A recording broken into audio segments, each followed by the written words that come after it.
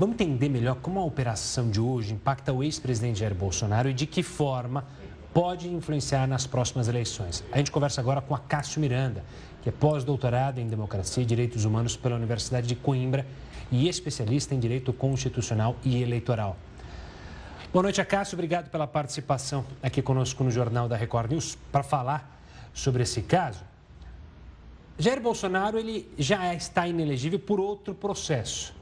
Mas o quanto impacta a operação de hoje e o quanto pode impactar, já que a gente tem o início de uma operação que apontou a participação de membros importantes da área do governo do então presidente Jair Bolsonaro e que possivelmente podem impactar ainda mais em como o Jair Bolsonaro se posicionou durante esse período de pré-tentativa a golpe.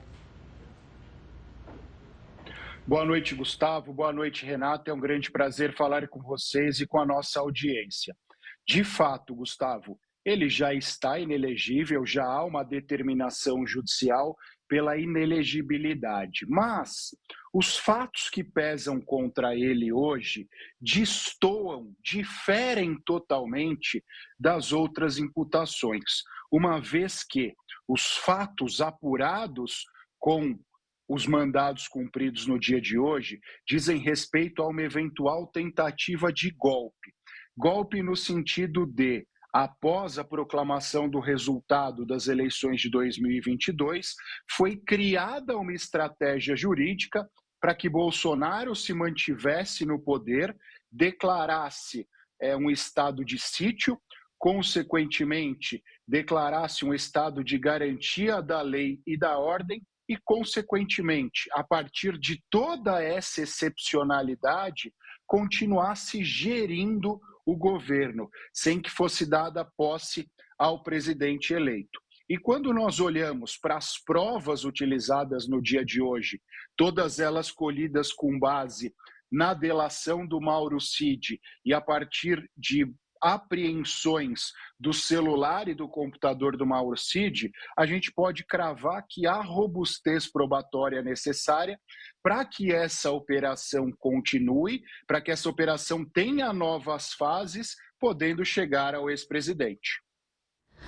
Doutora Cássio, com todas essas informações que vieram à tona hoje, digo de reuniões, conversas por WhatsApp, minuta, todo esse apanhado que vem sendo divulgado, a gente vê que tem muitas pessoas importantes do governo passado envolvidas nessa questão, que estavam todos ali tentando, de fato, se ficar comprovado, como está sendo divulgado, que eles estavam tentando um golpe. O que aconteceu ali no meio do caminho que os planos desse grupo não deram certo? Eu acho que, em primeiro lugar, o que aconteceu foi a solidez das nossas instituições, Renata. Mesmo aqueles que foram eleitores do ex-presidente Jair Bolsonaro, mas aqueles eleitores menos fanáticos, eles eram contrários à não proclamação, à não aceitação do resultado das urnas. E, obviamente, quando nós olhamos para o aparato jurídico utilizado e para a estrutura que se tinha para que fosse dado um golpe, nós percebemos nitidamente a primariedade de tudo isso. Eu acho que faltava habilidade, efetivamente, para que fosse dado um golpe.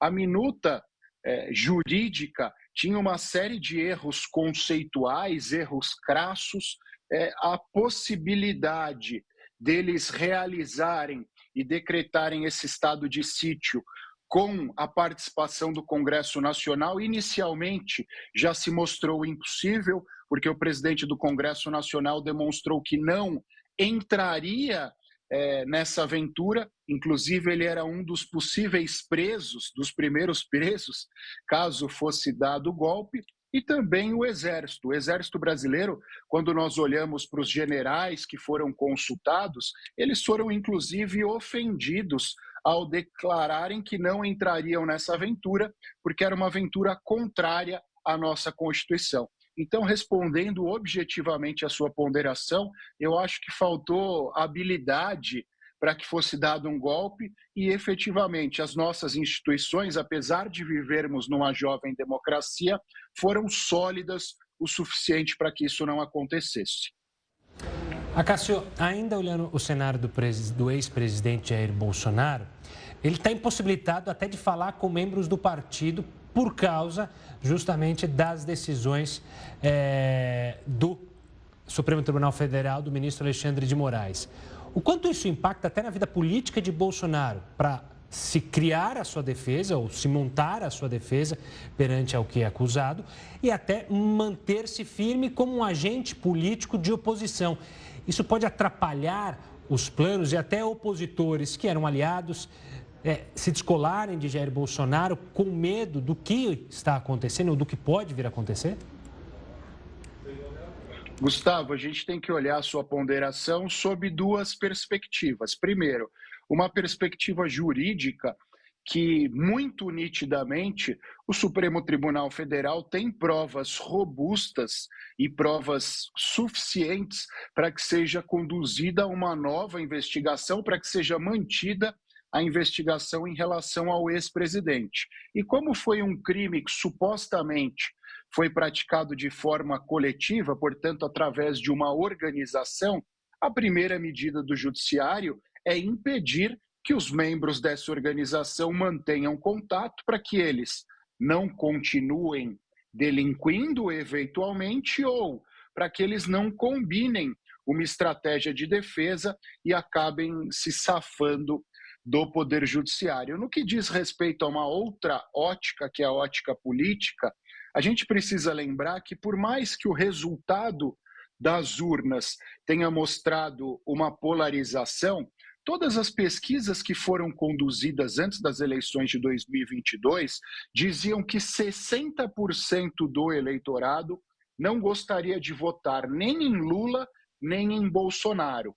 Mas, como eram as duas únicas opções viáveis, as pessoas acabariam ficando com eles. E nós sabemos que o resultado das urnas foi bastante justo, foi bastante próximo. Então, essa parcela do eleitorado que votou em Bolsonaro porque não queria Lula, mas não tinha uma outra opção mais à centro-direita, eu acho que definitivamente vai se descolando do ex-presidente. Isso abre margem para o surgimento de novas lideranças de direita. Quem serão é difícil a gente cravar, mas que há um espaço neste momento, há. Só para a gente encerrar, você falou aí do resultado da eleição extremamente injusto, você aproveitando sua especialidade aí em direito eleitoral também. Eu queria a sua análise sobre justamente esses argumentos usados por Bolsonaro e pelo partido dele na gestão passada, questionando a todo tempo ali a lisura do sistema eleitoral brasileiro, duvidando da veracidade das urnas, criando ali aquelas milícias de fake news para falar sobre as eleições brasileiras que não eram confiáveis. O que você tem a dizer sobre esses argumentos? Não são argumentos sólidos, Renata. As urnas são usadas no Brasil, as urnas eletrônicas, desde 1996. E nós não temos, neste período, nenhuma ação contundente que demonstre problemas robustos, problemas capazes de alterar o resultado eleitoral. Obviamente, nós temos problemas, mas temos problemas pontuais. Então, isso por si só já é um argumento capaz de afastar qualquer discussão quanto à lisura do processo eleitoral. Em segundo lugar, por mais que nós estejamos numa jovem democracia que vai completar em outubro desse ano 36 anos, é um período curto para uma democracia, mas a verdade é que ao longo deste período, os brasileiros foram às urnas, elegeram presidentes, elegeram governadores, elegeram prefeitos, e não é razoável que, de repente, um sistema que serviu até então seja tão questionado sem qualquer base fática. Então, vou usar um termo que você mesmo empregou, tudo isso se deu com base em fake news, tudo isso se deu com base em circunstâncias que não paravam em pé, e verdade seja dita, a gente pode até não concordar com o resultado das eleições, mas existem caminhos para que as eleições sejam vencidas. O debate, as propostas consistentes, nós apontarmos os defeitos dos nossos adversários, mas defeitos que existam concretamente, e isso não foi utilizado pelo presidente Bolsonaro em 2022. Verdade seja dita, também não foi tão empregado pelo atual presidente Lula. 2022, as eleições de 2022 foram pobres em termos de debates de políticas públicas, de debates efetivos. Mas, no final das contas, o resultado almejado pela maioria foi alcançado. Tá certo. Acácio, obrigado pela participação aqui conosco, pela participação no Jornal da Record News. Um forte abraço e até uma próxima. Um abraço a vocês e à audiência. Até mais. Até.